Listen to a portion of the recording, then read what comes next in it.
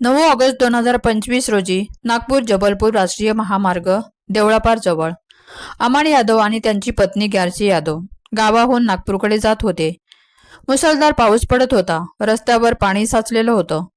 अचानक मागून आलेल्या एका वेगवान ट्रकने त्यांच्या दुचाकीला धडक दिली.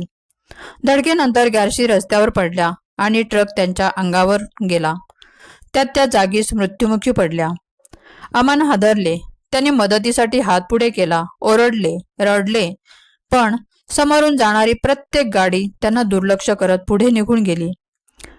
तासाभरापेक्षा जास्त वेळ तिथे थांबल्यानंतर अमनला समजलं कोणी मदत करणार नाही. शेवटी त्यांनी पत्नीचा मृतदेह साडीने दुचाकीवर बांधला आणि एका हाताने बाईक चालवत आणि मनात हजारो आठवणींनी भरलेला तो प्रवास सुरू झाला. पावसात भिजलेली ती बाईक, मागे बांधलेला मृतदेह आणि प्रत्येक किलोमीटर सोबत वाढत जाणारी वेदना. 80 किलोमीटरचा हा प्रवास त्यांच्यासाठी फक्त अंतर नव्हतं, तो एक वेदनादायी प्रवास होता.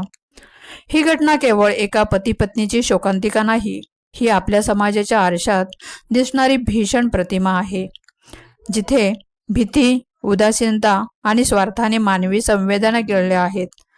तिथे खरंच एक प्रश्न पडतो, मानवी मन खरंच संवेदनाशून्य झाले आहेत का?